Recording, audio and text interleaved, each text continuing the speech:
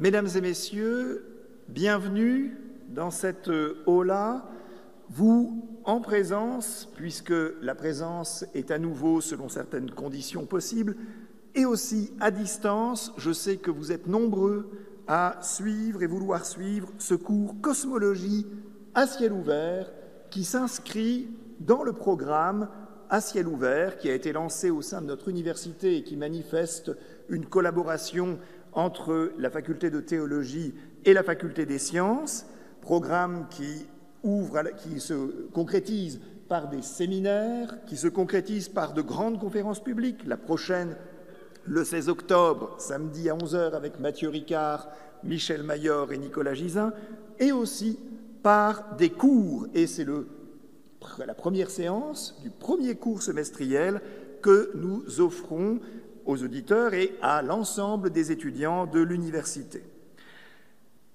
Tout ce programme a été rendu possible par la Fondation Yves et Inès Oltramar, que nous remercions vivement.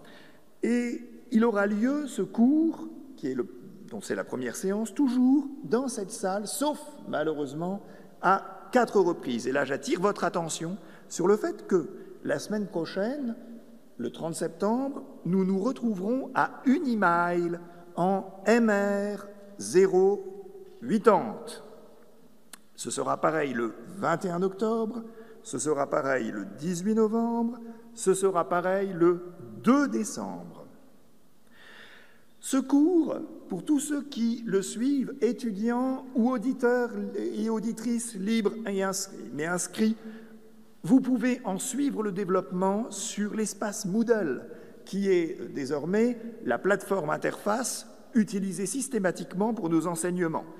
Dans la page intitulée « Cosmologie à ciel ouvert », vous trouverez des documents divers, des PowerPoint, qui seront spécialement utiles pour ceux qui veulent valider ce cours. Ce cours, quand je dis valider, ça veut dire qu'il est ouvert, c'est un cours transversal que le rectorat soutient fortement. Il est ouvert aux étudiants de toute l'université. Je sais qu'il y a pas mal d'étudiants en sciences qui veulent le suivre. Ce cours implique donc validation pour des crédits. Alors, il y a des modalités de validation, mais je demande à ceux qui veulent valider ce cours d'être un peu patients et de venir en parler à 18h à la fin de cette première séance. Première séance où il va être question, dans Cosmologie à ciel ouvert, des cosmologies chinoises. Et je remercie d'ores et déjà très vivement d'abord mon collègue, le professeur Nicolas Zuffray, qui est ancien doyen de la faculté des lettres et responsable de l'unité d'études chinoises, et qui va nous présenter les cosmologies chinoises. Et la répondante qui a accepté de venir, puisque le principe, comme vous le savez, c'est vraiment interdisciplinaire au sens fort. À chaque fois, il y aura un intervenant des lettres ou des sciences et un ou une répondante des lettres ou des sciences. Eh bien, Mirka Dessauges, qui est maître d'enseignement et de recherche à l'Observatoire de Genève et qui est spécialiste de l'évolution des galaxies au cours du temps et qui a accepté d'être répondante aujourd'hui pour l'intervention du professeur Nicolas Zuffray, qui durera environ 3/4 d'heure. Il y aura une petite pause, puis Mirka Dessauges dialoguera avec Nicolas Zuffray, et ensuite nous élargirons la discussion et les questions. Mais je ne nous retarde pas plus pour enfin entrer dans le véritable plaisir de cette soirée et de ce premier cours, et donc je laisse la parole à Nicolas Zuffray.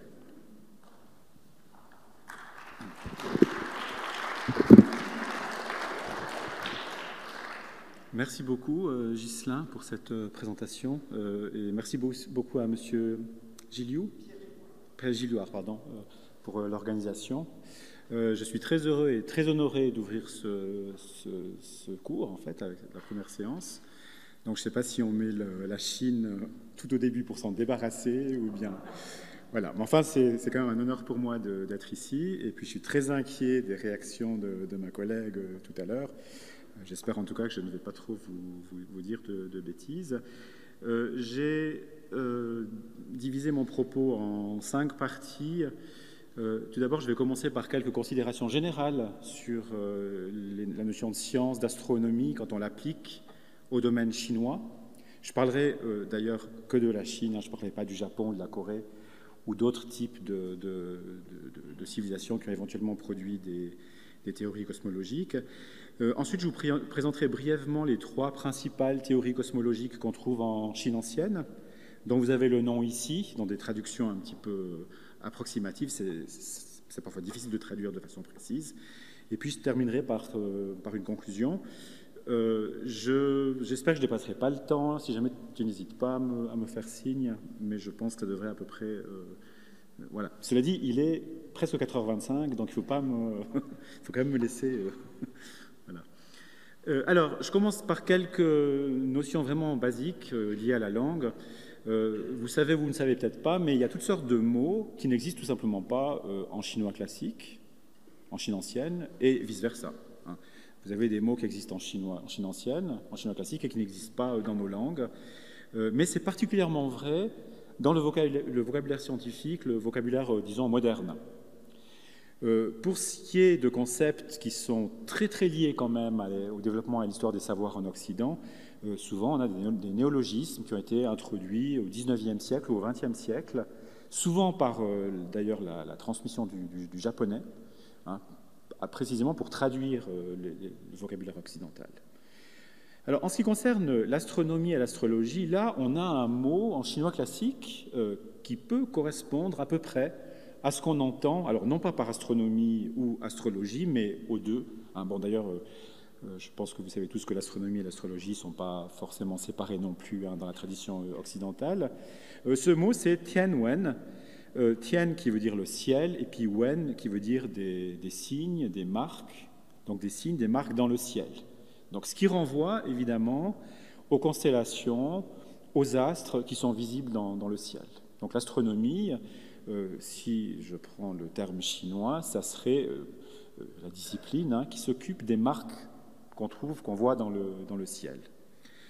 Le mot Wen, notez-le, désigne aussi les caractères d'écriture, en général, hein, l'écriture chinoise, Wen, et le mot Wen a une connotation symbolique très très forte en Chine ancienne, et le fait qu'il y ait des caractères, en quelque sorte des caractères d'écriture, dans le ciel, sous la forme de constellation, c'est évidemment très important aussi.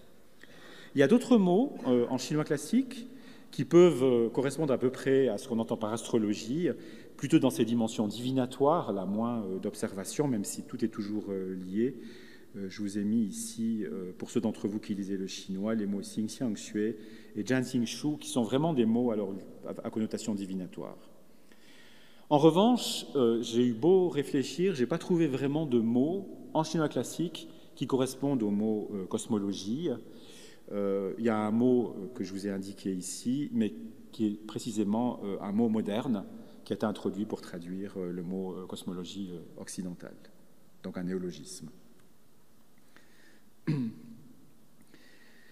Une première chose à dire quand on s'intéresse à l'astronomie ou à la cosmologie en Chine ancienne, c'est qu'il n'y a pas de discipline scientifique dans la tradition chinoise, il n'y a pas de savoir séparé comme on les a dans la Grèce ancienne, disons à partir d'Aristote.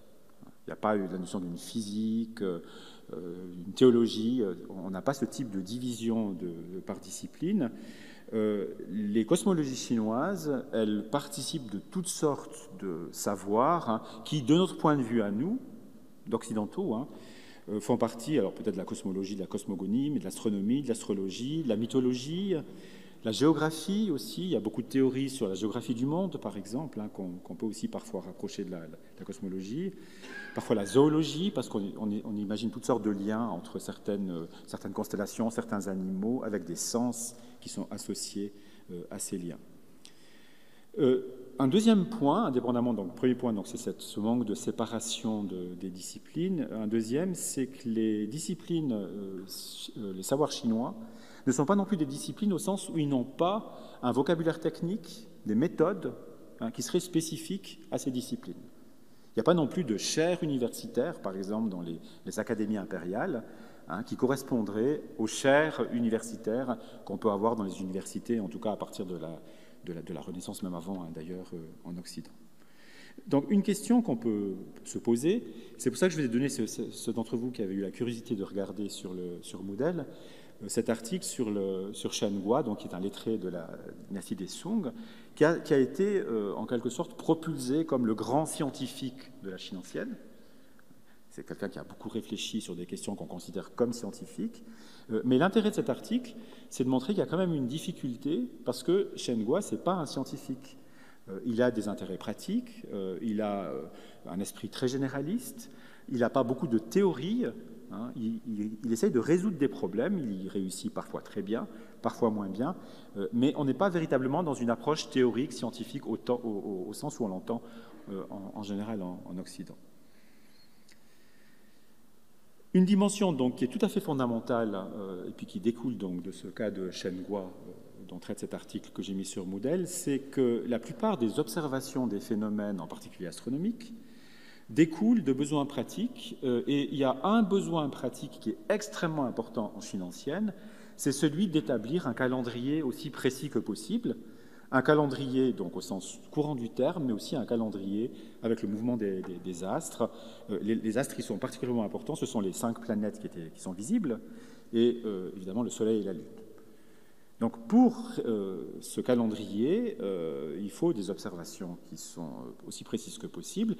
Très rapidement, les anciens observateurs chinois sont aussi conscients de l'importance des éclipses, par exemple, et puis d'un certain nombre d'autres phénomènes qui d'ailleurs ne sont pas tous d'ordre astronomique. Cette dimension pratique, elle est très très nette chez Confucius lui-même, donc le plus grand, peut-être le plus influent des penseurs chinois anciens. Confucius, donc, qui a vécu entre le 6e et le 5e siècle avant Jésus-Christ, dont on dit, dans les entretiens de Confucius, qu'il ne traitait ni de prodiges, ni de violence, ni de désordre, ni des esprits. Les prodiges, en un sens, on peut dire que ça recouperait un petit peu tout ce qui relève pour nous de la science, tout ce qu'on ne comprend pas dans l'univers, les prodiges. Et puis les esprits, c'est tout ce qui relèverait plutôt de la théologie. Donc Confucius, ici, il serait très malheureux, en fait, parce qu'il ne voudrait pas parler de théologie, il ne voudrait pas parler de science, donc voilà. Donc le lettré en Chine ancienne, qui est presque toujours confucianiste, il se retrouve à la cour, il a un poste dans l'administration impériale, et il doit régler des questions pratiques. Parfois, ces questions pratiques impliquent des dimensions techniques. Je pense notamment à un cas qui est très récurrent en Chine ancienne, ce sont les inondations, en particulier du fleuve bleu, du Yangtze. Les lettrés sont amenés à prendre des décisions pour essayer de régler, ça peut être des barrages, ça peut être des digues, ça peut être des détournements de rivières, etc. Donc il y a des dimensions techniques très importantes qui peuvent impliquer un savoir de nature scientifique, mais la dimension première, c'est quand même une dimension pratique. On règle un problème. Je laisse ici de côté des savoirs scientifiques ou qui sont pertinents d'un point de vue scientifique dans d'autres contextes, en particulier celui des arts ésotériques. Alors ça peut être la divination, ça peut être la géomancie, ça peut être la médecine chinoise, le taoïsme. On s'y produit un certain nombre de savoirs qui, de notre point de vue à nous, sont scientifiques. On a quand même un certain nombre de penseurs qui s'attaquent à des questions scientifiques dans une perspective plus gratuite, plus théorique, plus conceptuelle. Ce que je veux dire par là, c'est qu'ils sont moins obnubilés, disons, par des résultats pratiques. J'ai mis 3 noms ici qui sont importants. Donc Zhou Yan, Wang Chung et Zhang Heng. Zhang Heng, qui est souvent considéré comme un astronome d'un point de vue occidental. En réalité, c'est de nouveau un lettré qui s'occupe de beaucoup de choses. Je vous donne Wang Chung, donc ce penseur qui a vécu au 1er siècle après Jésus-Christ. Il a écrit 2 traités qui s'appellent Du Soleil et du Ciel, qui sont des traités très, très intéressants, d'un point de vue d'histoire des sciences, justement, dans lesquels il traite de toutes sortes de questions qui sont, de notre point de vue à nous, scientifiques. Il parle donc de cosmologie, de géographie du monde, la taille de l'univers, la taille de la planète, la taille des continents. Qu'est-ce qu'il y a comme autre continent à part la Chine? Il parle des mouvements des astres, il essaie d'expliquer les éclipses, il parle aussi de la nature du ciel. Son point de vue, il est souvent dépassé. Ce qui m'intéresse ici, ce n'est pas tellement ça, c'est simplement cette attitude qui consiste à se confronter à des problèmes dans une perspective théorique, dans une perspective gratuite et non pas simplement dans une perspective pratique. Ces dimensions pratiques qui restent donc dominantes dans l'histoire des sciences chinoises, elles n'empêchent évidemment pas des observations fines et des explications qui sont parfois tout à fait correctes. Dans certains cas même, on peut dire que l'absence de théorie peut être un avantage parce qu'on n'est pas fermé par la théorie pour produire un savoir qui est en quelque sorte posé d'avance. Et on a certains cas des observations qui sont intéressantes, qui sont révélatrices de ce point de vue. Quelques notions sur la nature de l'astronomie ou des connaissances astronomiques en Chine ancienne, des notions vraiment basiques, mais je pense que c'est important de les donner pour comprendre comment se placent ces cosmologies chinoises. Tout d'abord, il y a toujours l'idée qu'il y a une correspondance essentielle entre le ciel, donc les astres, et les hommes. C'est-à-dire que le ciel réagit aux hommes et les hommes réagissent au ciel. Donc, beaucoup de phénomènes célestes sont considérés comme des signes que le ciel envoie aux hommes, principalement à l'empereur, pour valider ou au contraire critiquer sa politique. Puis alors vous avez des lettrés qui observent le ciel et puis ils veulent critiquer l'empereur, ils n'osent pas le faire directement, ils disent « Ah, mais regarde, cette planète qui est retournée dans telle constellation, c'est signe que le ciel il n'est pas d'accord avec votre politique. » Donc ça, c'est quelque chose qui est tout à fait récurrent en Chine ancienne. Donc il y a une correspondance essentielle entre les deux.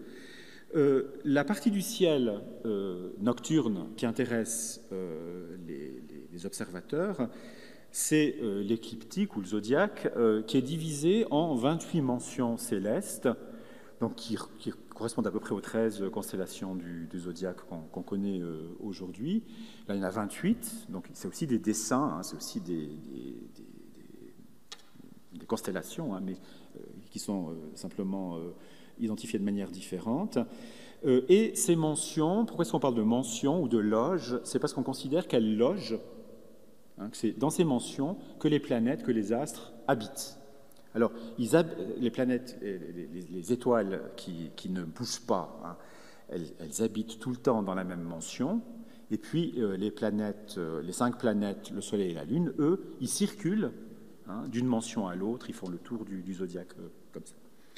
Ces mentions, elles correspondent aussi à des portions de la géographie sur la Terre, c'est-à-dire à des morceaux de la Chine, par exemple, et évidemment que tout mouvement, toute mention correspond aussi, dans une perspective de divination, à telle ou telle action. Certaines sont positives, d'autres sont négatives, etc. Donc tout mouvement d'astre, et puis surtout tout mouvement d'astre qui est considéré comme un petit peu anormal, il est interprété dans une perspective divinatoire. Les lettrés observent donc le ciel, ils rapportent toutes sortes de mouvements, beaucoup qui sont donc des mouvements normaux, d'autres qui leur semblent anormaux. Ils font des catalogues qui sont quand même assez importants, puisqu'on a, dès la fin de l'époque pré-impériale, un catalogue avec 1400 étoiles, et puis ensuite avec plus de 2000, donc qui sont rapportées, ces étoiles, à ces mentions dont je viens de parler. Il y a également beaucoup d'observations d'éclipses, et également des explications sur les éclipses. Vous avez ici, j'ai mis le texte en anglais, mais une explication correcte des éclipses qui est proposée par Zhang Hang, donc vers 100 de notre ère. Il compare donc le Soleil à du feu et puis la Lune à de l'eau. Donc l'eau reflète la lumière du Soleil. Et donc vous pouvez lire vous-même le petit texte. Il explique aussi pourquoi à certains moments la lumière est interceptée soit par la Terre, soit par la Lune, et que donc il y a des éclipses dans ce type de situation. Voilà. Donc là, ce qui est intéressant, c'est que vous avez le cas d'un astronome, si vous voulez, un observateur en tout cas du ciel, qui en vient à proposer comme une explication qui est correcte, même si ce n'est pas une explication qui est forcément nécessaire pour l'observation ou la consignation des éclipses.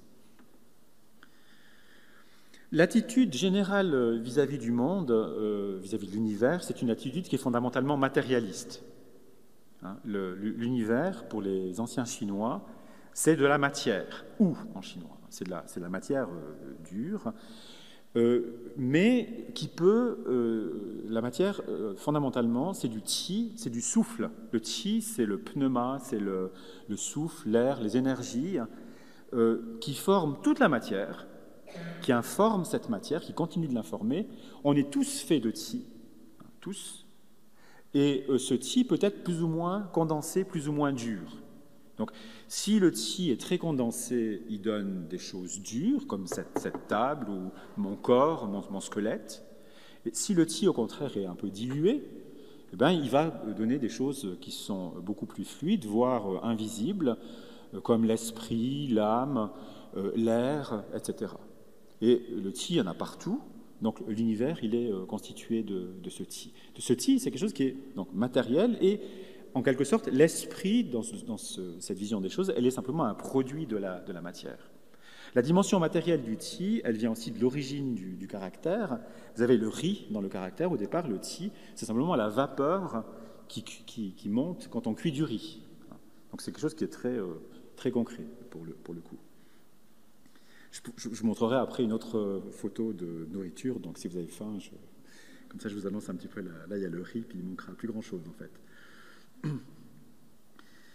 Le ciel est vu généralement comme un corps solide, éventuellement peut-être transparent, mais là, il faut un petit peu se décentrer et puis s'imaginer que quand un ancien Chinois regarde le ciel nocturne, il ne le voit pas naturellement comme nous on le voit comme vide ou profond ou infini. Lui, il le voit plutôt comme une sorte de mur sur lequel sont posés un certain nombre donc, de lumières. Et c'est ce modèle-là qui est à la base de deux des trois théories cosmologiques que je vais vous présenter dans un instant. Donc c'est pas du tout il n'y a pas du tout au départ d'idée d'infini, comme on peut l'avoir dans notre vision des choses. Un autre concept qui est très important, c'est celui des débuts, des commencements. Comment est-ce que l'univers commence dans la tradition chinoise ancienne ? Alors, il y a des mythes de la création dans certaines traditions religieuses, mais ces mythes ne sont pas très importants pour la philosophie chinoise et pour ces lettrés qui s'occupent précisément de ces questions donc, liées à l'astronomie. La conception dominante pour ces lettrés, pour les confucianistes, mais aussi pour ces pseudo-scientifiques, ces proto-scientifiques dont je parle maintenant, c'est celle qui a au début de toute chose, il y a une masse matérielle, encore informe, qui petit à petit prend il y a des distinctions, il y a des divisions, un fun en chinois, il y a des partages qui se font, et puis petit à petit, donc, ça se détermine dans tout ce qui constitue finalement l'univers. Donc c'est une théorie qui est en fait assez proche dans l'esprit du Big Bang, mais ce qui est important de voir, c'est que ça n'est pas une théorie scientifique. Ça c'est une théorie qui est philosophique, si on veut, qui est souvent liée au taoïsme, qui est donc reprise implicitement par toutes sortes de penseurs. Ça n'est pas une théorie qui est véritablement liée à une observation scientifique. Donc on peut faire des rapprochements avec le Big Bang, mais l'esprit est quand même radicalement différent. Donc cette masse informe qu'on a tout au début, on l'appelle Hundun en chinois, ou Hun, il y a plusieurs mots, et c'est aussi le nom qu'on donne à cette nourriture, donc cette espèce de ravioli que vous avez ici, qui s'appelle donc Hundun ou Wonton, si on emploie un dialecte d'une prononciation du sud de la Chine. Pourquoi ça s'appelle comme ça ? C'est justement parce qu'il y a quelque chose de très indéterminé, il y a informe, comme vous le voyez, ce qui n'empêche pas qu'il y ait des choses à l'intérieur, souvent de la viande à manger. Là, je vous ai mis une citation de Victor Maire, qui est un sinologue, qui fait le lien entre cette soupe du chaos primordial, soupe, là c'est un mot qui est un peu lié au Big Bang, si je ne dis pas de bêtises, et puis donc cette soupe que vous trouvez dans votre assiette, qui porte le même nom dans les deux cas. Et puis je vous cite ici donc des extraits du Lao Tzu, donc le livre de la voie et de la vertu, un Dao de Jing, qui date donc probablement du IVe siècle avant Jésus-Christ, qui vont dans ce sens-là. Donc il est une matière indistincte qui précède le ciel et la terre, silencieuse et vaste, seule et immobile, tournant sans fin sur elle-même. On peut dire que c'est la mère de tout ce qui est sous le ciel, Je ne connais pas son nom et je l'appellerai la voie donc le Tao, qui donne son nom au taoïsme. Et encore, alors ça, si vous voulez, ce passage, il décrit l'état indifférencié de cette masse. Et ensuite, vous avez un deuxième passage, un autre passage qui dit la voie, donc cette masse dont je viens de parler, indifférenciée, cette soupe originelle, elle engendre l'un engendre le deux engendre le trois, donc par une sorte de division, si vous voulez. Le 3 engendre toutes les choses, donc tout le reste, tout ce qui vient, alors il faut du temps évidemment, mais tout vient, l'idée c'est que tout vient au départ de cette masse primordiale. Toutes les choses portent le yin et embrassent le yang. Le yin et le yang, ce sont deux états du qi. Le yin, le sombre, l'obscurité, etc., le yang, la lumière. Et ils sont en harmonie grâce à l'effervescence du qi. Donc on voit bien comment ces idées-là, alors est-ce que c'est de la cosmologie ou pas, est-ce que c'est plutôt une vision mystique des choses, embrassent un certain nombre des catégories que je viens de vous citer maintenant, notamment le chaos original et puis le qi. Sur cette illustration, vous avez une représentation des principales mentions dont j'ai parlé tout à l'heure. C'est une fresque murale qui date de la dynastie des Han. Alors, je ne sais pas si l'image est assez claire pour vous, mais tous les points avec des lignes, vous arrivez à voir à peu près ou pas? Donc, il s'agit justement de ces mentions qui ont en général des formes un peu plus simples que les constellations qu'on connaît, tout simplement parce qu'elles sont plus petites, puisqu'il y en a plus pour la même zone donc, du zodiaque. Et ce qui est intéressant, c'est qu'on trouve ce mélange dont j'ai parlé tout à l'heure dans cette illustration, entre des observations de nature, disons, astronomique, pour faire simple, et puis vous avez un bestiaire, donc vous avez des animaux qui habitent ce ciel-là, vous avez des rivières, donc il y a aussi une géographie qui est calquée là-dessus. Donc on se trouve vraiment dans quelque chose qui mélange toutes sortes de types de savoir.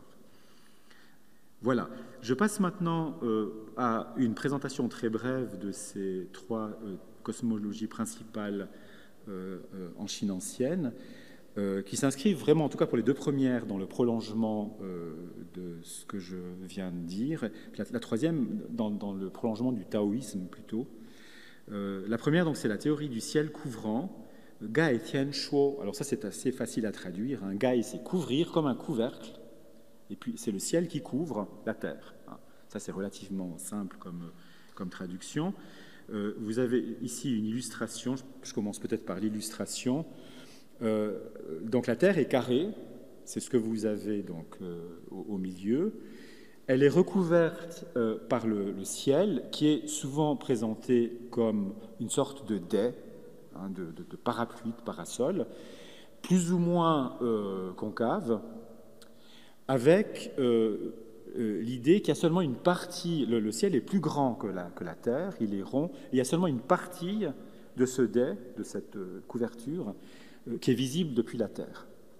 Ce qui fait qu'on peut tout à fait représenter aussi cette couverture comme plate, puisque si on étend beaucoup, le fait qu'il y ait une légère courbure, ça perd de son importance. Et la Terre, elle est carrée, donc, et souvent elle est présentée comme étant entourée d'eau. Mais par contre, on ne sait pas, il y a pas dans cette théorie-là, il n'y a rien dessous. Si vous voulez, donc la Terre, elle est posée, elle est plate, elle est posée sur quelque chose. On ne dit pas sur quoi elle est posée. C'est comme s'il y a un socle qui est. Il y a plusieurs variantes, mais je résume les variantes principales. Donc, il s'agit évidemment d'une cosmologie de type géocentrique, puisque vous avez l'observateur qui est au milieu, et puis le ciel avec tous les astres qui bougent autour de lui. La Terre et le ciel, comme j'ai dit, sont deux corps parallèles, même si le ciel peut éventuellement être présenté comme concave. Le centre de la Terre, c'est le pôle céleste, c'est-à-dire c'est l'endroit qui est au milieu de la Terre et du ciel en principe. Puis donc, souvent ce pôle, il est représenté comme un pôle, c'est-à-dire comme un pilier qui soutient le ciel.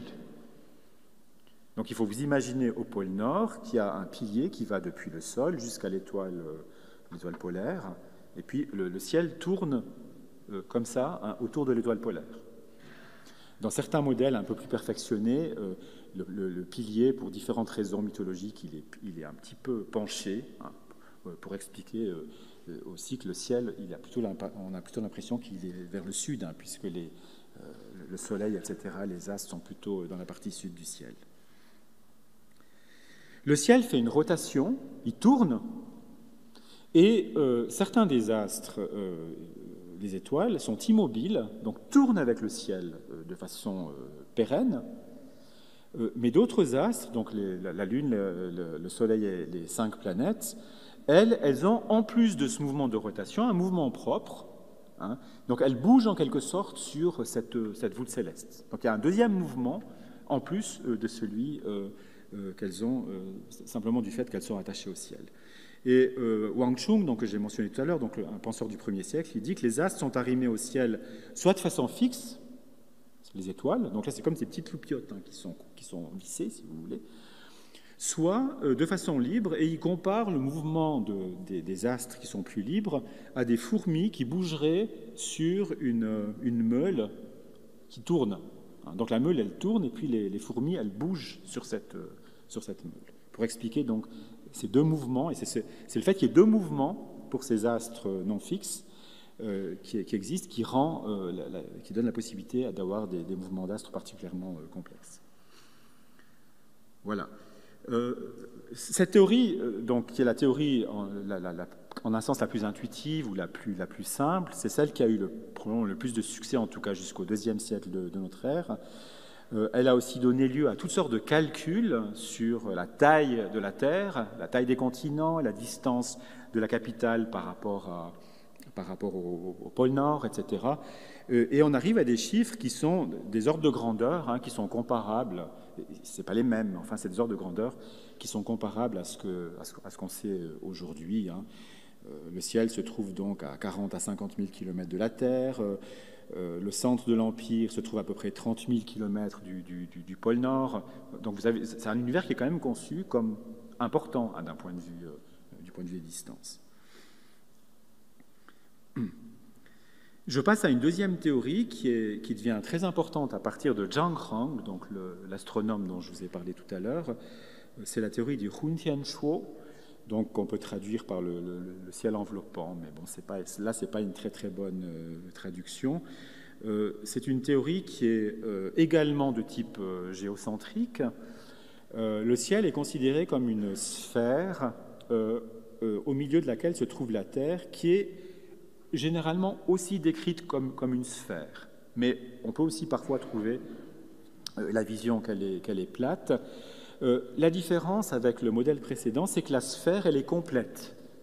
C'est-à-dire que c'est une véritable sphère. Ce n'est pas juste un dais, ce n'est pas juste un couvercle, hein, c'est une sphère qui est complète. Je vous ai mis une image ici. Vous voyez sur cette image, donc, vous avez la Terre qui est au milieu, qui est ici représentée donc, comme une sphère, avec l'idée aussi que cette sphère, elle surnage en quelque chose dans de l'eau, et le ciel tourne, et de temps en temps, il tourne contre la partie aqueuse, hein, dans le modèle, et c'est à ce moment-là qu'on ne le voit plus. Mais l'idée, c'est que toute la sphère bouge. Hein, on n'est plus simplement dans un modèle plus simple, comme celui qu'on avait dans la théorie du ciel couvrant. La sphère céleste, elle nous apparaît grâce aux étoiles fixes, donc elle tourne autour de la Terre et les astres se meuvent sur le fond du ciel. La disparition du Soleil et de la Lune correspond au moment où ils se trouvent sous l'horizon, tout simplement. Donc, parfois on dit textuellement qu'ils sont avalés par l'eau, hein, ils passent sous l'eau. Et puis, pour Zhang Rang, et là, Zhang Rang glisse déjà un petit peu vers la dernière théorie que je vous présenterai dans un instant. La sphère, elle n'est pas solide, elle est faite de qi, donc de cette espèce d'air fluide, hein, dont je parlais tout à l'heure. Et au-delà s'étend un espace, alors il théorise l'espace qui est au-delà, ça c'est nouveau par rapport à la théorie du ciel couvrant, il théorise cet au-delà en disant qu'au-delà, il y a un espace qu'on ne connaît pas, mais qui est peut-être infini. Quand je dis infini, ça veut dire qu'il n'y a pas de... plus littéralement, c'est qu'il n'y a pas de terme, il n'y a pas d'extrémité, hein, de l'autre côté de cet espace. Et puis la troisième théorie, théorie de la vaste nuit, alors c'est une théorie qui a beaucoup intéressé les Occidentaux, parce qu'elle est beaucoup plus proche de ce qu'on sait aujourd'hui grâce à la science moderne. Mais je dirais qu'en un sens, c'est une théorie qui, du point de vue des sciences chinoises, est moins scientifique, parce qu'elle est beaucoup moins liée à des observations, elle est plus une sorte de théorie, si vous voulez. Et elle est notamment liée au taoïsme, et puis on peut y voir certains liens avec les textes donc, du Lao Tzu, du classique de la Voie et de la Vertu dont je vous ai lu des extraits tout à l'heure. Donc cette théorie, elle a apparu durant la dynastie Han, elle n'acquiert une certaine importance que plus tard. Sous l'influence du taoïsme, comme j'ai dit, on peut trouver des sources dans le Lao Tzu, mais aussi dans le Zhuangzi, qui est un autre texte taoïste très important. Zhuangzi qui dit au IIIe siècle avant Jésus-Christ, « Le bleu du ciel, est-ce sa vraie couleur ou est-ce dû au fait que le ciel est si éloigné qu'on n'en voit pas la fin ?» Alors ça, c'est une idée qui est radicalement différente de celle qu'on a vue, qui nous parle, évidemment, à nous beaucoup, parce qu'elle nous paraît très familière. Mais j'insiste sur un point, c'est une idée qui n'est pas du tout le résultat d'une observation scientifique. Contrairement aux autres théories que j'ai mentionnées, qui, elles, sont le reflet d'observations. Donc ce qui est intéressant ici, c'est que la théorie qui nous paraît peut-être la plus moderne, c'est celle qui, en un sens, est la moins scientifique.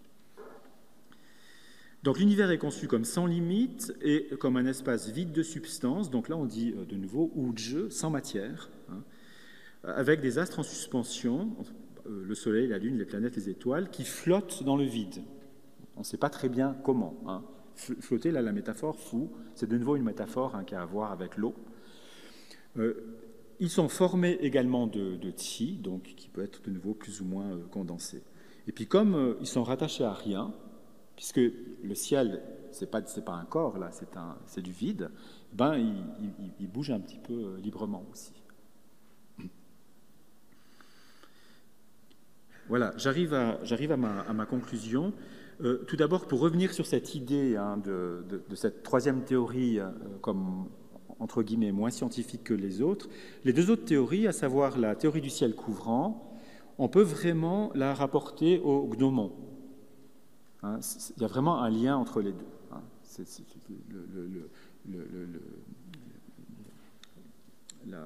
Comment on appelle le clou que vous avez au milieu, en fait, il correspond au pôle céleste.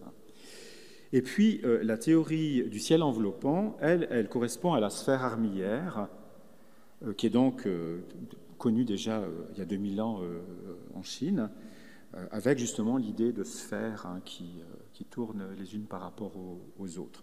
Alors qu'il n'y a pas de machine de ce type qui correspond donc à la dernière théorie que je vous ai présentée.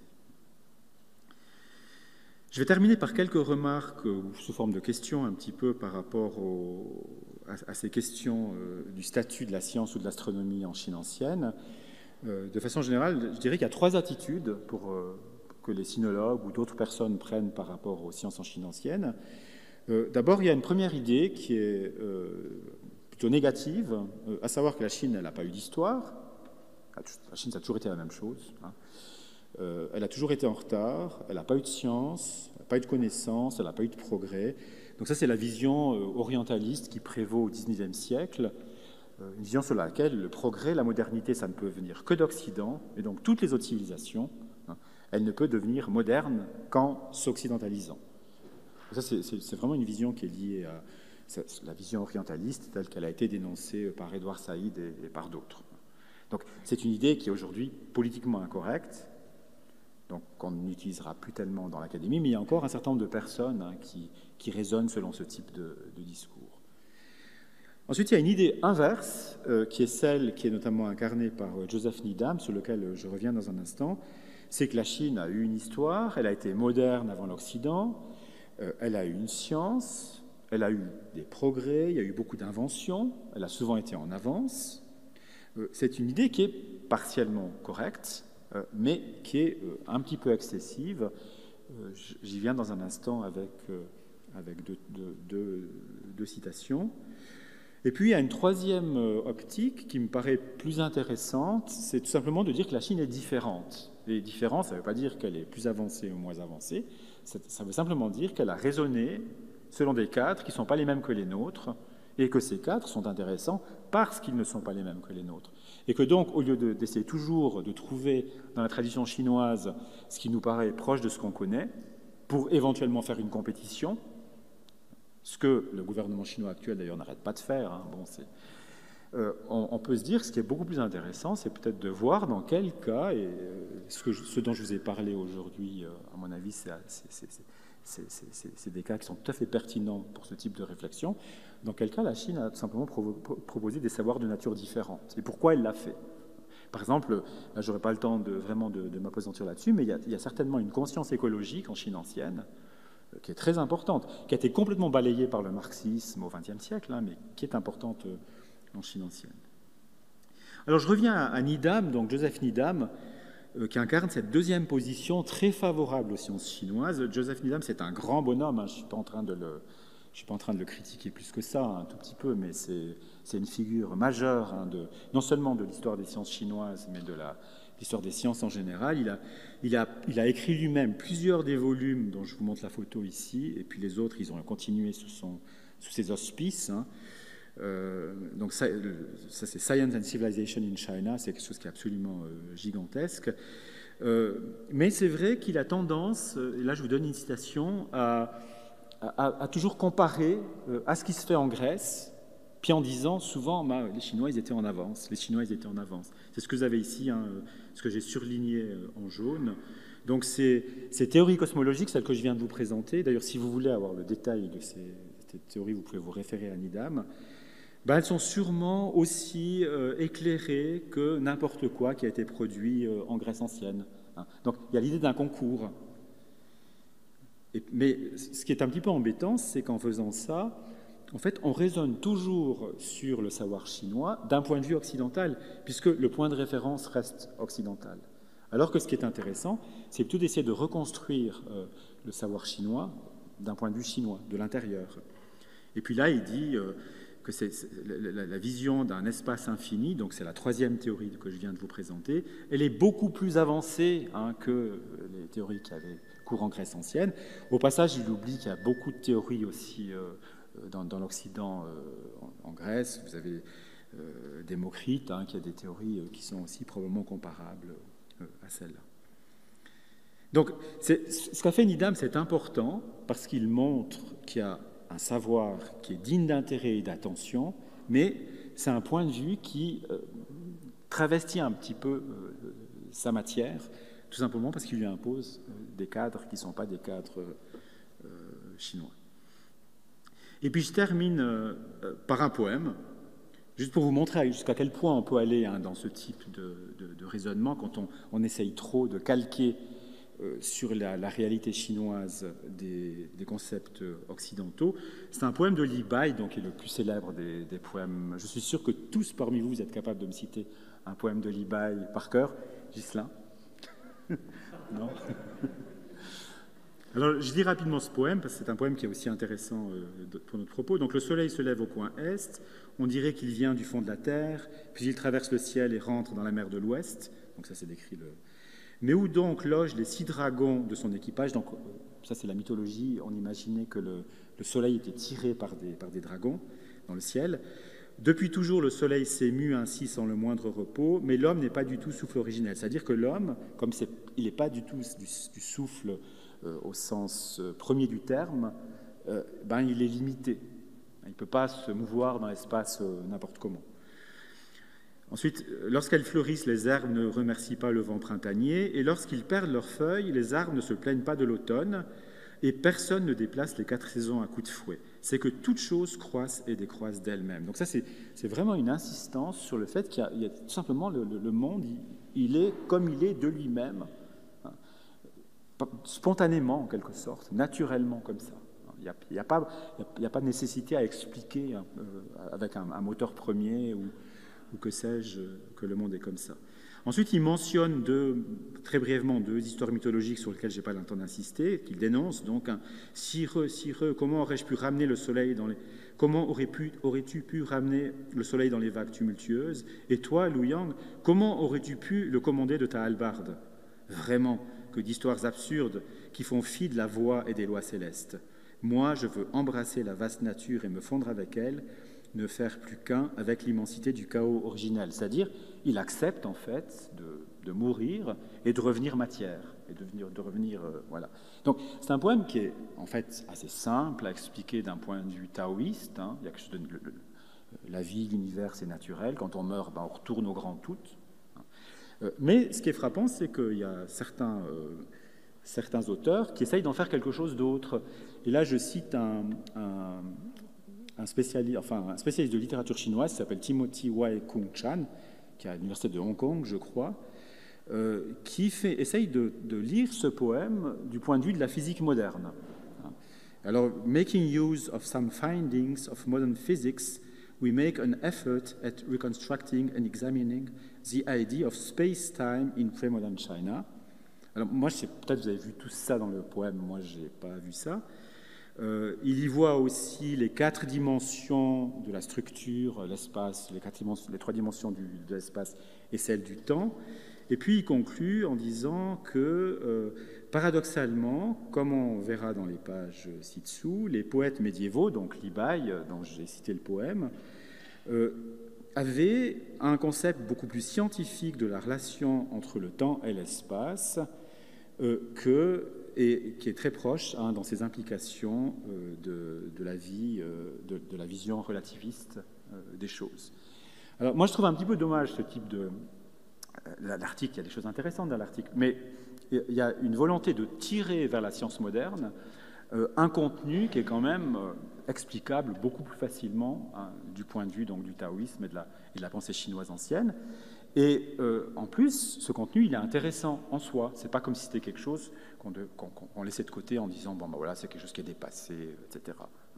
Je trouve que la lecture un peu plus littérale du poème de Li Bai, elle est aussi instructive finalement, tout simplement sur la place qu'on a dans le monde, dans le cosmos. C'est une petite place, mais si on l'accepte, en mourant, on retourne dans cette immensité du cosmos. Voilà, j'ai tenu exactement le temps. Voilà. Merci beaucoup pour votre attention.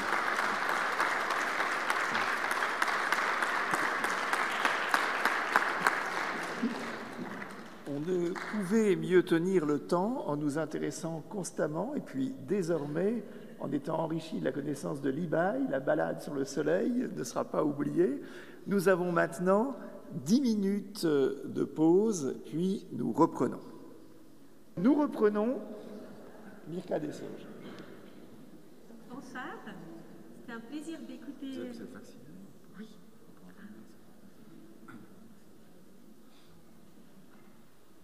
C'est un plaisir d'écouter le professeur Tuferet pour cette... Ah pardon, c'est un grand plaisir donc d'entendre le professeur Tuferet pour cette belle présentation. Donc effectivement, pour moi en tant qu'astronome, je vais essayer de rebondir sur quelques points, pas forcément comme question, mais plutôt essayer de voir dans ces théories de la Chine ancienne si on peut y voir des analogies à la cosmologie moderne et si certaines de leurs visions étaient déjà correctes. Mais j'aimerais tout d'abord peut-être rebondir sur l'introduction où il a été mentionné que en fait, l'astronomie de la Chine ancienne était très qualitative, plutôt, ça donnait un petit peu cette impression. Alors, est-ce qu'on sait qu'en fait, par rapport aux théories plus mathématiques des Grecs, est-ce que justement la Chine avait moins développé ces aspects mathématiques ou tout simplement ils ne les utilisaient pas dans l'interprétation astronomique de ce qu'ils observaient? Les anciens Chinois ont développé des outils mathématiques, en particulier pour mesurer des champs, pour mesurer des terrains.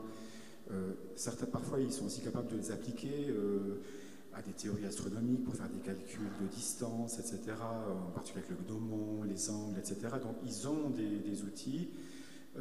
Mais comme j'ai dit tout à l'heure, d'une part, c'est quand même très souvent subordonné à des questions très pratiques, donc il n'y a pas de développement d'une... Il y a des traités mathématiques, mais il y a pas, par exemple, il n'y a pas le développement d'une géométrie au sens où on l'a en Grèce ancienne.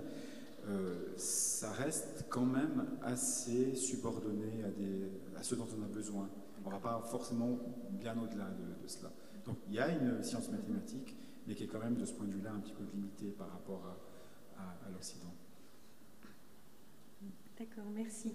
Et sinon, vous avez aussi évoqué que, en fait, l'astronomie était utilisée à but vraiment utilitaire et pratique. Donc, est-ce que ça peut refléter une société qui était beaucoup plus pragmatique et aussi peut-être plus athée par rapport à la société occidentale? Mais en même temps, je trouve que la dernière théorie de la vaste nuit est quelque chose qui montre qu'il y a quand même une forte présence de philosophie au sein de cette société. Donc, quelle différence on pourrait vraiment noter entre, je dirais, les besoins religieux de la société occidentale par rapport à la chinoise et le côté pragmatique pour utiliser cette astronomie? La première chose à dire, c'est difficile de résumer quand même. Il y a 3000 ans de pensée, il y a des centaines et des centaines de lettrés qui ont laissé des textes, il y a des écoles philosophiques qui sont très très différentes. Donc on trouve évidemment là-dedans énormément de conceptions, certaines qui sont très proches de ce qu'on connaît, d'autres qui sont très très différentes.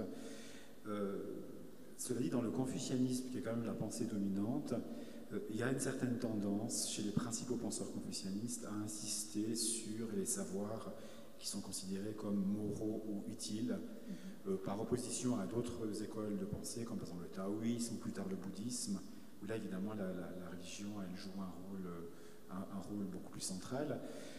L'athéisme, alors il y a quelques penseurs qui se disent athées, qui disent qu'ils ne croient pas aux esprits, mais souvent on ne peut pas sous-estimer notamment la posture quand même religieuse de certains lettrés, même s'ils n'en parlent pas forcément. Ça faisait partie tout simplement de leur vécu quotidien, ils n'avaient pas besoin d'écrire des traités pour être quand même intégrés finalement dans une pensée très religieuse. L'empereur faisait constamment des sacrifices de nature religieuse pour avoir de bonnes récoltes, pour lancer la saison des semailles, etc. Donc la religion, elle est quand même très prégnante aussi. Et puis, bon, c'est vrai qu'il y a, comme j'ai dit, il y a une dominance un peu pratique, mais il y a aussi quand même suffisamment de poètes, Li Bai par exemple, qui peuvent échapper à ce poids finalement de la réalité pour essayer de partir un petit peu au-delà. Donc si je devais dire les choses en un mot, c'est qu'il y a vraiment de tout. Voilà. Très bien. Sinon, donc, vous aviez aussi mentionné que donc il a déjà été connu par Zhang Heng, que justement la Lune était potentiellement plutôt un astre qui reflétait la lumière du Soleil plutôt que d'être une boule de feu comme le Soleil lui-même. Mais vous soulignez quand même que cette idée est combattue, qu'elle n'est pas admise par tous. Pourtant, on peut se poser la question au niveau astronomique, donc on sait que, enfin, ils observaient que la Lune avait des phases, donc comment après ils arrivaient à parvenir en fait à réconcilier ces phases lunaires par rapport à un modèle où la Lune serait une boule de feu? Est-ce qu'il y a des textes là-dessus? Effectivement, un penseur comme Wang Chong, il passe un chapitre entier à essayer d'expliquer les phases de la Lune, parce que pour lui, la Lune, c'est du feu. Et en fait, il n'y a aucune explication qui est correcte de notre point de vue à nous. Donc, il y a un problème, mais ce problème n'est pas suffisant pour le forcer à remettre en cause cette idée dominante qu'on trouve donc dans la théorie du ciel couvrant, comme quoi la Lune, c'est un corps matériel. Voilà. Donc c'est comme souvent, il tâtonne et puis à un moment donné, il y a une théorie qui est dépassée, remplacée par une autre. Mais il faut un certain temps pour qu'il y ait suffisamment d'arguments ou de difficultés pour dépasser cette première théorie. J'étais aussi impressionnée par le comptage d'étoiles, c'est l'astronome qui parle. Vous relatez qu'il comptait dans les 2000 étoiles. Donc on sait actuellement que le nombre d'étoiles vues à l'œil nu dans l'hémisphère nord, c'est de l'ordre de 3000. Donc c'était très bien comme calcul. C'est pas plus que 3000 Non, à l'œil nu. Ah ouais. Oui, oui, à l'œil nu. Oui, oui, bien sûr, il y a bien plus d'étoiles qu'on voit après avec des télescopes. Sinon, donc, j'avoue que j'étais assez impressionnée par cette notion du ti, qui, je trouve qu'à mon avis, est extrêmement moderne. Le ti. Le ti, oui. D'accord. Oui. Parce qu'effectivement, on peut trouver une très forte analogie vraiment à ce qu'on appelle l'énergie, telle que définie déjà par Einstein au début du XXe siècle, qui est en fait à la base aussi de la physique quantique, où on sait que l'énergie c'est mc², donc c'est la masse fois la vitesse de la lumière au carré. Donc là, on a vraiment une forte équivalence entre énergie et masse, et je trouve que justement ce ti le traduit parfaitement bien, même si c'est plus philosophique, mais je pense qu'effectivement, ce qui se passe, c'est qu'au moment du Big Bang, donc l'univers en soi n'est que énergie, puis c'est au moment de l'expansion de l'univers que cette énergie va se transformer en masse, en matière. Donc effectivement, dans le ti, on a tout, énergie et matière, comme c'est défini à cette époque-là. Donc ça, c'est une vision que je trouve extrêmement moderne, qui m'avait vraiment surprise. Et je trouve que quand il y a Wang Chang qui pose ces deux questions, si je les relis, c'est le ciel est-il du ti ou est-il du corps? Ben, je pense que c'est vraiment révélateur de deux vérités. Donc le ciel, ou plutôt l'univers comme on l'appelle actuellement, relève à la fois de cette énergie du ti et du corps qui est la matière, mais l'un sont équivalents à l'autre.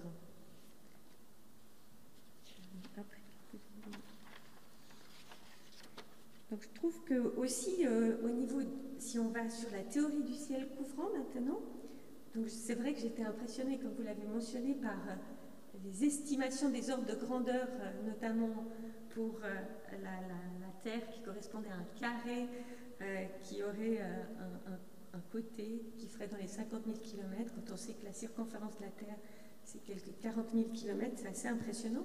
Donc, c'est fait à partir justement du gnomon. Hein, ah oui, d'accord. Ouais, justement, c'est ce que j'allais demander, c'est comment. Donc il y a quand même une géométrie, si vous voulez. Comment ça a été mesuré? Voilà, c'est fait avec le gnomon, donc il y a un calcul d'angle. Alors moi, je ne suis pas assez scientifique pour comprendre exactement comment il faisait. Donc il y a quand même une forme en tout cas suffisamment de géométrie pour parvenir à ce type de calcul. D'accord.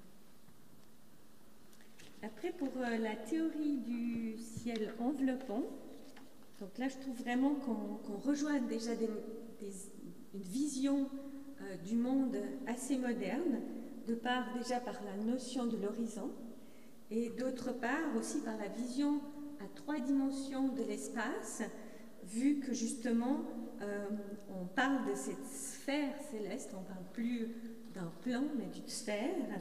Et puis aussi, vous mentionnez que la Terre est décrite parfois ronde et parfois plate. Alors on sait qu'une des manières pour mettre en évidence que la Terre est ronde, c'est aussi par exemple par l'observation des éclipses lunaires, puisqu'on voit qu'en fait la projection de l'ombre de la Terre sur la surface de la Lune est un disque et non un plan. Donc est-ce que c'est de là que venait cette notion de la rondeur de la Terre ou pas du tout? Ou vous savez? Je ne sais pas. Ouais. Je peux vraiment pas vous répondre. Wang Chung parle beaucoup de cela, mais c'est des passages qui sont assez difficiles. Et là, je pense que Joseph Needham, dont j'ai parlé, a certainement la réponse à cette question. Moi, je ne peux pas vous répondre. D'accord. Je ne veux pas inventer comme ça. Là, c'était au cas où il y avait des précisions dans les textes.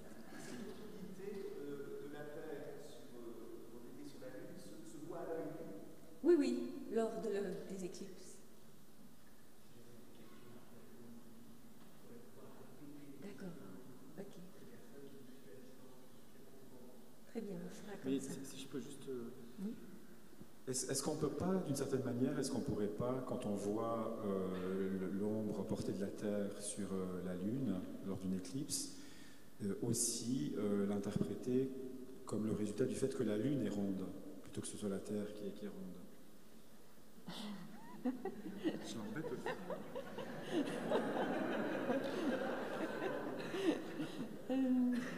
la géométrie, la construction d'une éclipse elle-même, je pense, enfin la Lune, on la voit déjà ronde apparaître sur le ciel avec les différentes phases. Donc, je dirais que non. Sinon c'est vrai que Tsang-Heng aussi mentionne cet espace inconnaissable, éventuellement infini. Ça c'est vrai que c'est assez surprenant qu'ils n'avaient pas peur de penser que l'univers était infini à cette époque. Et puis c'est vrai que voilà, ça aussi c'est extrêmement moderne parce qu'on sait que voilà, notre univers s'étend au-delà des étoiles qu'on voit à l'œil nu.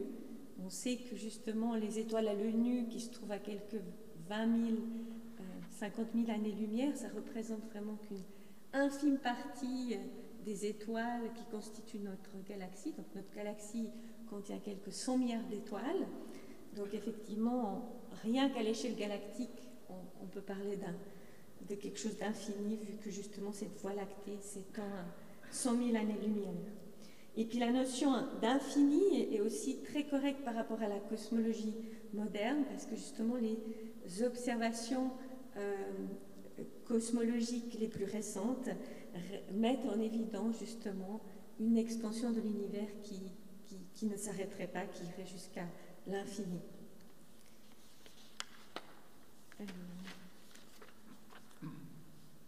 Donc finalement, pour la théorie de la vaste nuit, c'est vrai que là, il y a beaucoup d'éléments très très intéressants.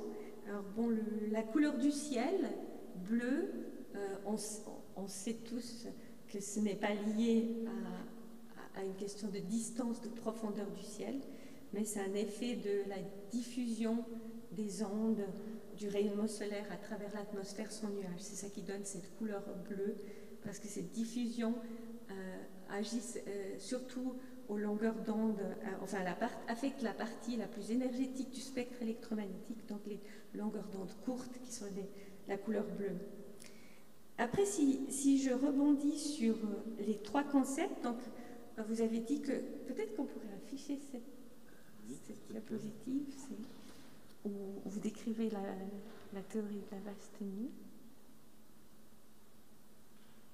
Voilà, celle-là. Donc il est noté que l'univers est conçu comme sans limite. Donc ça, c'est comme j'ai déjà dit. C'est très correct par rapport à la notion d'univers infini en cosmologie moderne. Alors, c'est comme un espace vide de substance avec des astres en suspension. Alors, est-ce que l'univers a du vide? Alors, j'aimerais juste peut-être parler du vide dans l'univers un petit moment. Donc, le vide de matière, il existe en cosmologie moderne, mais l'espace est néanmoins rempli d'énergie, et notamment l'énergie du fond de rayonnement cosmique, qui est la relique de cette explosion du Big Bang. Et en fait, ce fond de rayonnement cosmique remplit l'univers à quelques 96% de l'énergie qu'on voit sous forme de photons. Il n'y a que 4% qui vient des étoiles et du gaz. De plus, on sait aussi qu'au niveau de la matière, il y a 4% de la matière qui est dite baryonique, qui constitue tous les éléments chimiques du tableau de Mendeleïev, qu'on connaît, qui constitue la vie telle qu'on la connaît. Mais au-delà, il y a aussi ce qu'on appelle actuellement dans l'astronomie la matière et l'énergie noire, que jusqu'à présent on ne sait pas qu'est-ce que c'est exactement. Mais ça représente plus de 95% de la masse de l'univers. Donc cet espace vide, il est vide, mais il est aussi rempli justement de cette énergie.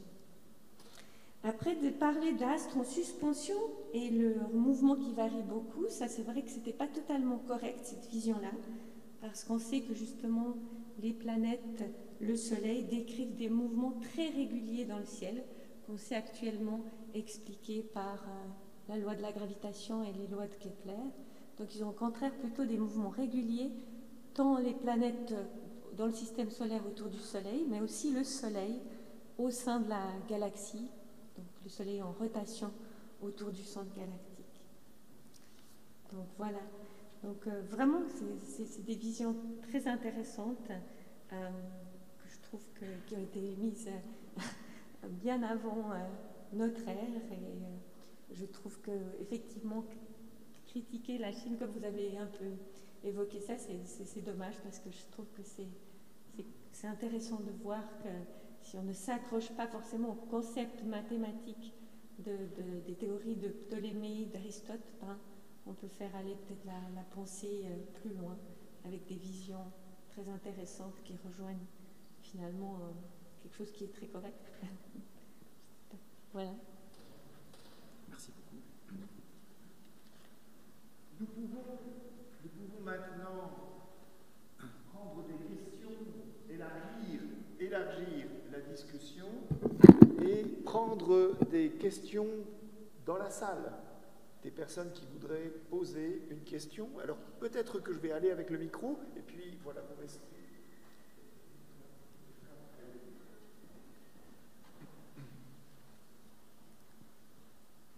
Oui, bonjour, merci beaucoup de cette présentation très intéressante. Je voulais juste poser une question parce qu'au fond, j'ai trouvé que mes recherches ou ma lecture de l'astronomie chinoise étaient quand même basées aussi sur l'utilitaire. De quelle utilité était l'observation du ciel. Et notamment, le plus récemment, c'était l'époque des Qin, où il y avait des grands bateaux qui naviguaient dans les mers selon l'observation des étoiles. Et donc, ils avaient une connaissance profonde des étoiles. Et c'était tout simplement, c'était pas philosophique, mais c'était tout à fait utilitaire. Et j'aimerais bien savoir comment vous voyez ça dans ce contexte que vous venez de présenter. Merci. Oui, merci pour cette question. Donc, je pense que ça va dans le sens de ce que j'ai essayé de dire. Alors, effectivement, je n'ai pas mentionné la navigation. Aussi parce que cette navigation, elle intervient relativement tardivement dans l'histoire chinoise, en tout cas de façon, la navigation de haute mer. Pendant longtemps, la navigation, c'était plutôt du cabotage le long des côtes chinoises. Mais c'est vrai qu'à partir surtout du XVe siècle, déjà sous les XIIe, XIIIe siècle, il y a des expéditions au long cours. Et effectivement, il y a l'observation du ciel, elle est extrêmement précieuse. Mais ça va exactement dans le sens de ce que je disais, c'est-à-dire que c'est un cas de l'utilisation de connaissances à des fins pratiques. Ce qu'on appelle les 4 grandes inventions chinoises, donc le papier, l'imprimerie, la boussole, la poudre, c'est des inventions qui ont eu un rôle phénoménal dans l'histoire de l'humanité. Ça s'est fait beaucoup par tâtonnement. Le papier, par exemple, on a toutes sortes de...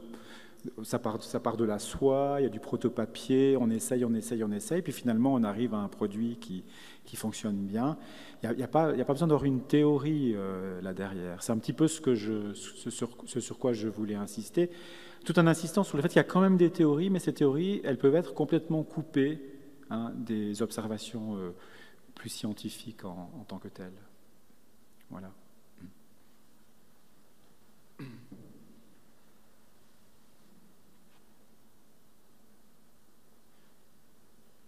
Oui.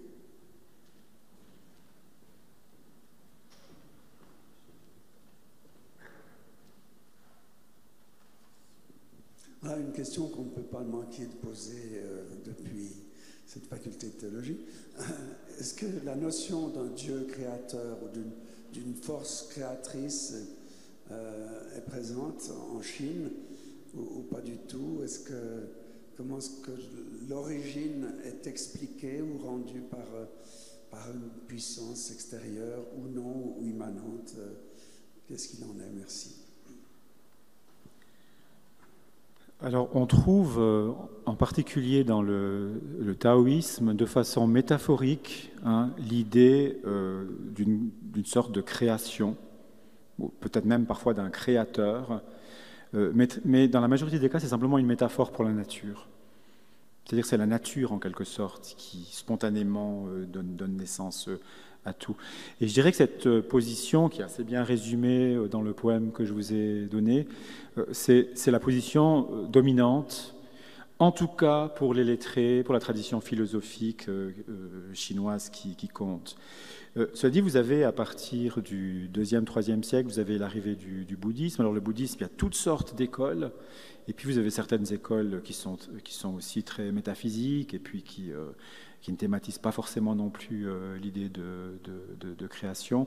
Puis il y en a d'autres où ce type de notion peut apparaître, comme l'idée d'un paradis, par exemple. Mais c'est un peu tardif, disons, par rapport aux origines de la pensée chinoise elle-même.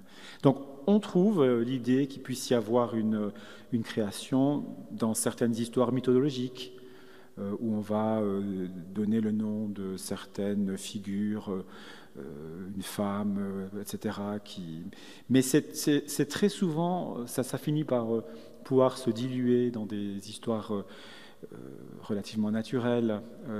On n'a pas, par exemple, l'idée d'un créateur qui serait conscient, puis qui ensuite, une sorte de premier moteur, si vous voulez, et qui ensuite continue à garder un œil sur sa création, ou avec l'idée... C'est jamais le créateur qui est aussi le juge de la moralité, etc. Donc, il y a quand même une séparation nette entre l'idée d'une création, dans la petite mesure que j'ai indiquée, et puis des idées de nature éthique ou morale. Là, on est vraiment dans deux types différents d'explication ou de construction.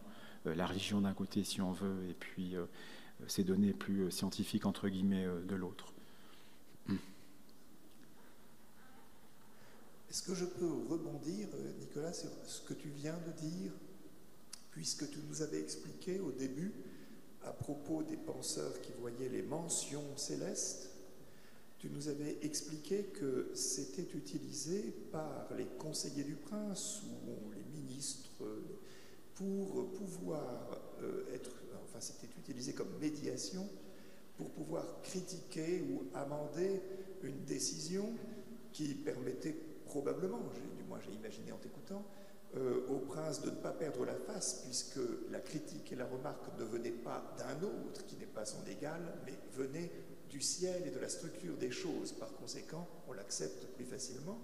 Mais est-ce que par là même, on ne pourrait pas du coup donner une dimension politique? Et parce que tu disais tout à l'heure, tu parlais des usages pour comprendre, pour le déplacement, pour le voyage, pour le calendrier.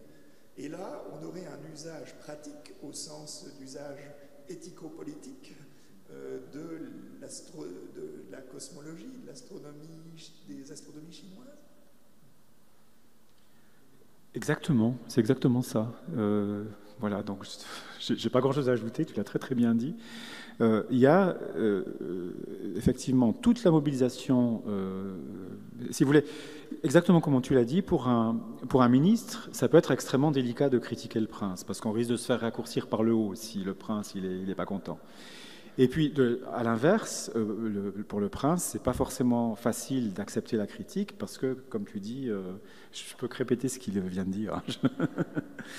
Donc, il y a tout un jeu qui se met en place et on peut utiliser toutes sortes d'observations. Alors, ça peut être des éclipses, ça peut être des mouvements de planètes qui paraissent, je sais pas, là, je sais pas. Voilà, exactement. Ça peut être, enfin, il y a toutes sortes. On peut même inventer parfois, hein, parce que ce que font les lettrés aussi parfois, c'est qu'ils inventent une éclipse ou un mouvement de planète pour aller critiquer le prince, alors qu'en fait, il n'y a rien eu dans le.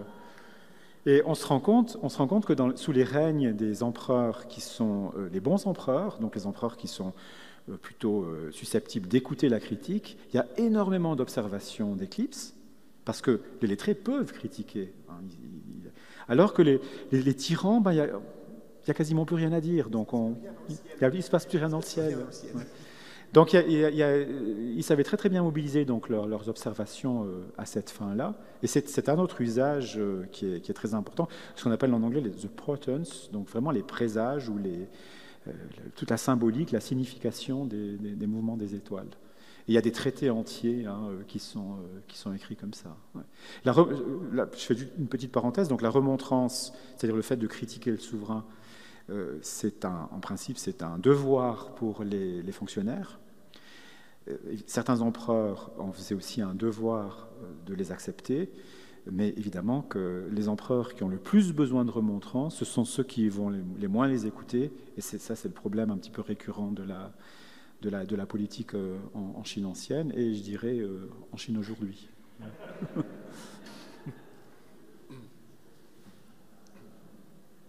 Y a-t-il une autre question? Oui.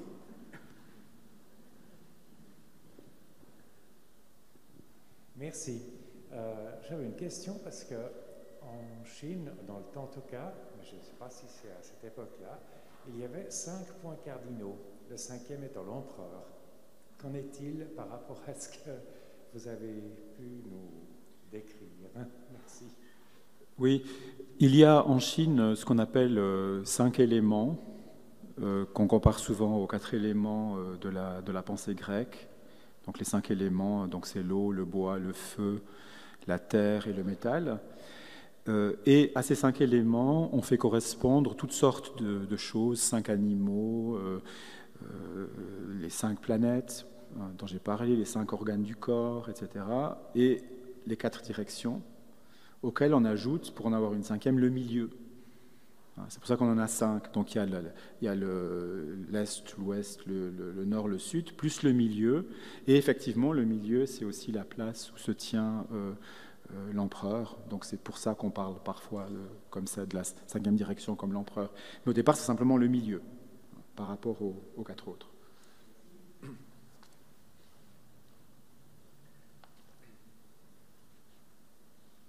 Une autre question? Oui.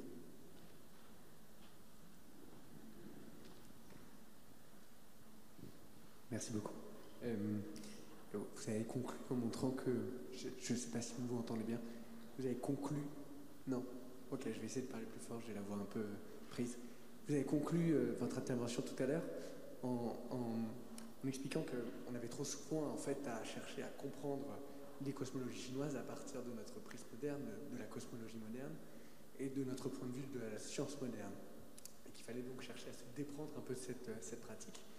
Et Madame Dessau, j'en suis dans votre réponse, vous avez de fait un peu repris cette démarche-là, qui est en même temps très naturelle et qui aussi est intéressante pour nous, pour précisément chercher à donner sens à ce que vous nous avez présenté. Mais vous avez dit qu'il fallait plutôt essayer de penser les cadres de la pensée chinoise et de la cosmologie chinoise comme différents des nôtres et de la science moderne. Mais vous n'avez pas exactement spécifié quelles étaient ces différences, même si vous nous avez donné des éléments. Est-ce que ce serait possible de spécifier davantage quelles sont les différences pour vous de ces cosmologies chinoises, de ces cadres de pensée avec ceux de la science moderne? D'accord. Merci pour cette question.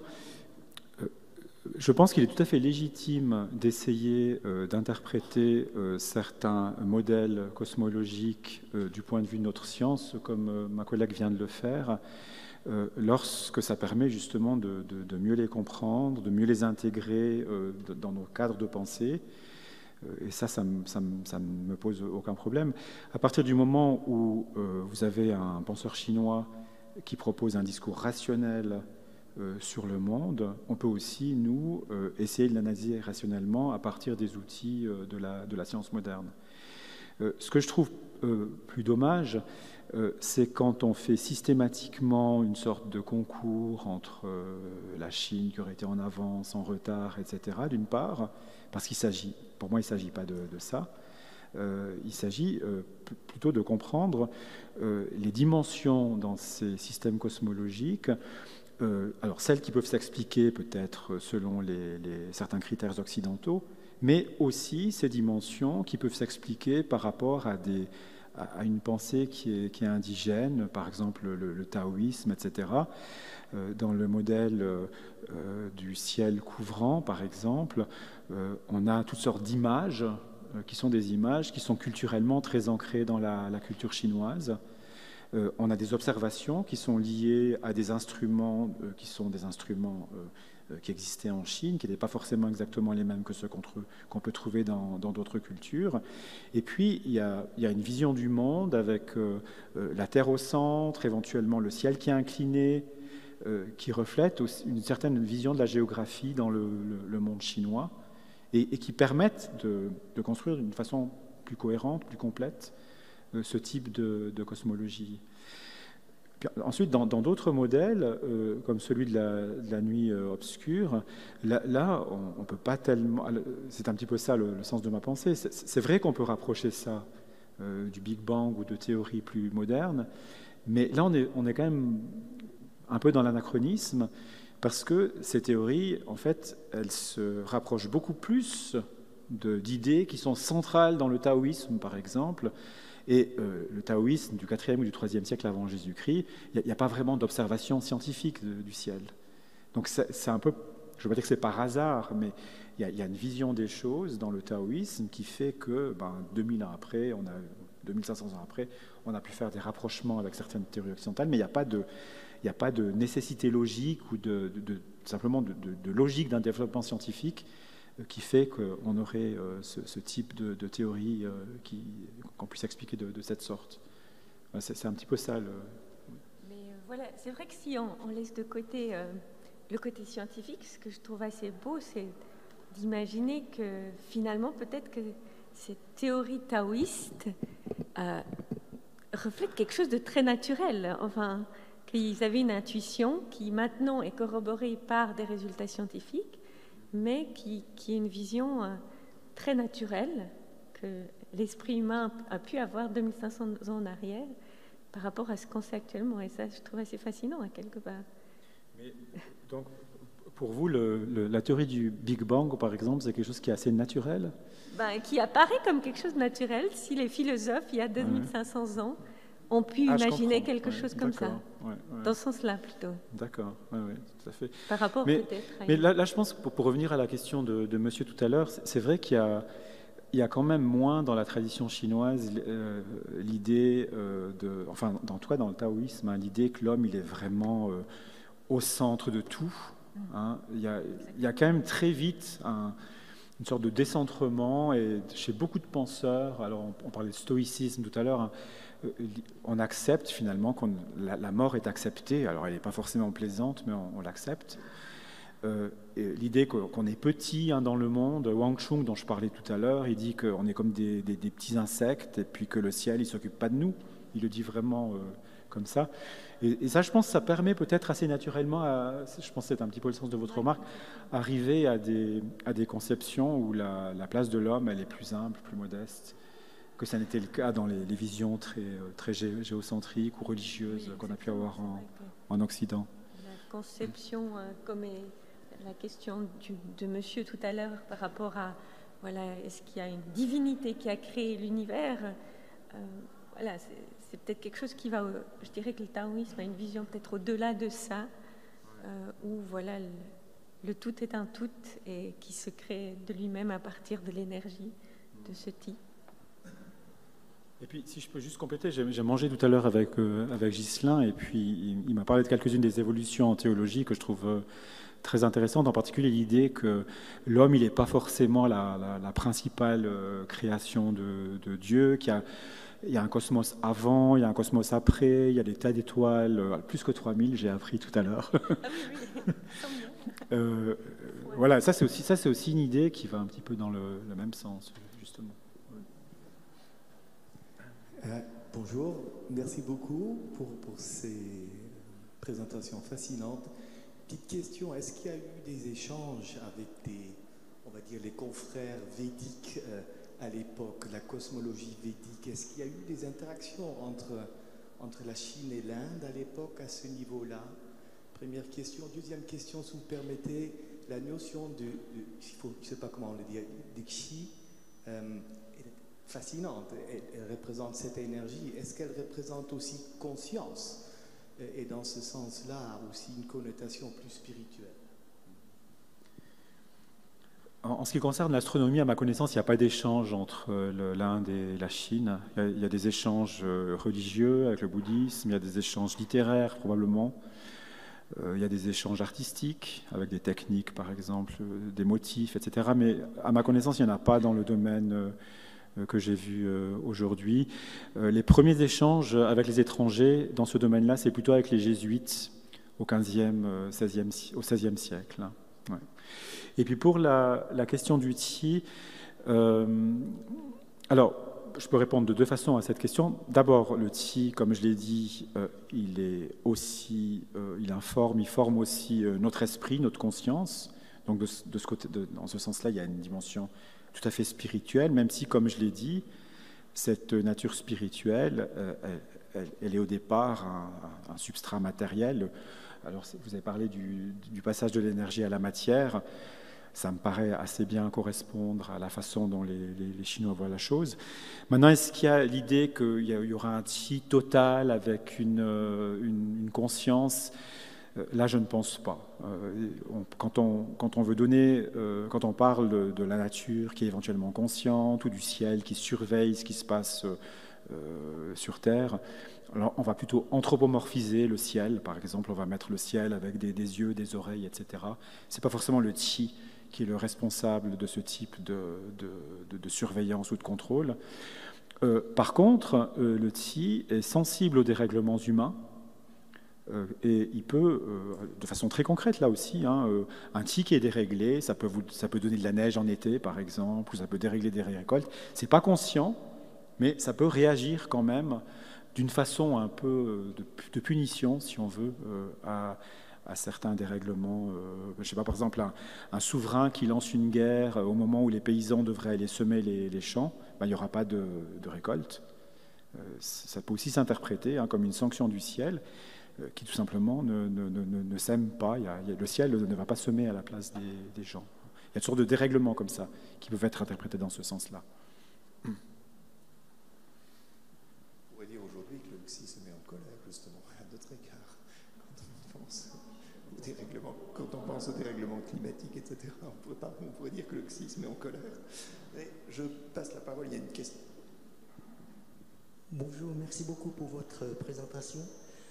On parle de l'astronomie chinoise. Je pense qu'il faut citer l'observation de la supernova au XIIe siècle, je crois, par les astronomes chinois. Je voudrais savoir si vous savez quelle interprétation les observateurs chinois avaient donnée à cette époque-là de cet événement. Alors effectivement, il y a eu un certain nombre d'observations de météorites, de supernovas, etc. en Chine ancienne. En ce qui concerne la supernova, là je pense que pour comprendre la façon dont c'est interprété, il faut justement voir le ciel un petit peu en se mettant à la place des lettrés et des observateurs de l'époque. Il identifie quelque chose qui n'est pas normal, il n'identifie pas forcément comme quelque chose de précis, qui serait différent fondamentalement d'autres phénomènes anormaux, ou considérés comme anormaux, d'autres signes célestes qu'il pourrait voir dans le ciel. Donc c'est si vous voulez, on dit ils ont identifié une supernova. En fait, ce qu'ils ont identifié, ce qu'ils ont vu, c'est quelque chose qui sortait de l'ordinaire. Ils l'ont noté, et puis ensuite, nous, on a dit c'était une supernova. Vous voyez ce que je veux dire? Il n'y a pas la conscience au moment où l'observation est faite qu'il s'agit de quelque chose de précis qui différait radicalement d'autres observations qu'ils avaient pu faire à d'autres moments de leurs observations.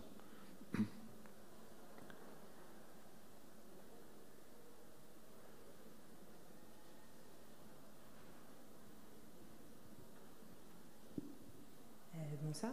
J'avais une question par rapport aux théories chinoises qui ont des similitudes avec la physique moderne actuelle, que vous disiez qu'elles ne se basent pas sur des observations naturelles et sur une vraie logique, mais ils ont bien dû adhérer à ça parce que c'est quelque chose qui leur paraissait vraisemblable.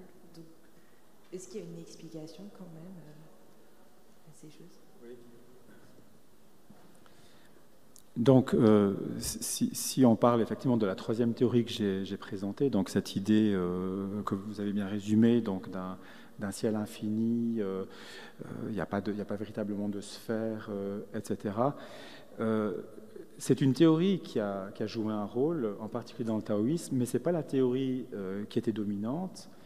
D'une part parce qu'elle n'était pas le résultat, comme les autres, d'observations, alors correct ou non, mais d'autre part parce qu'elle n'était pas forcément très utilisable. Parce que quand on dit, comme vous l'avez bien noté, que les astres se meuvent un petit peu n'importe comment, ça n'aide pas beaucoup pour construire un calendrier, par exemple. Et ce qui intéressait les lettrés, c'était quand même de construire le calendrier. Donc c'est une théorie qui est intéressante d'un point de vue philosophique, parce qu'elle renvoie, comme je l'ai dit, à un univers qui est différent du nôtre, qui est intéressant d'un point de vue philosophique, parce qu'il y a une vision de l'homme et de sa place dans le monde qui peut nous parler aujourd'hui, une sorte d'humilité aussi, mais c'est pas forcément c'est une théorie qui est peut-être trop abstraite ou trop éloignée de ces dimensions pratiques dont j'ai parlé tout à l'heure pour véritablement s'imposer par rapport aux autres. Donc c'est pour ça que la théorie qui est restée dominante à partir de Zhang Hang, donc du IIe siècle, c'est la théorie du ciel enveloppant, donc avec ces sphères imbriquées les unes par rapport aux autres.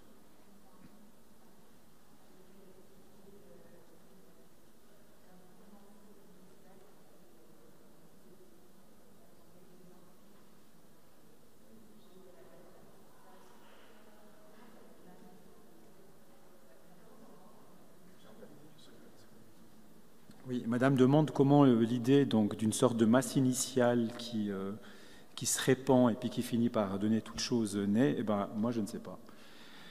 C'est assez génial, en vérité. Donc, au IVe siècle avant Jésus-Christ, vous avez un auteur, alors Lao Tzu peut-être, qui imagine ça. Ça, c'est le cœur du taoïsme. C'est l'idée que finalement tout est imbriqué, et puis donc il pousse cette idée un petit peu jusqu'au bout en disant, au début, tout était formé une sorte de masse. Donc le Hundun, donc cette espèce de masse sans forme, etc.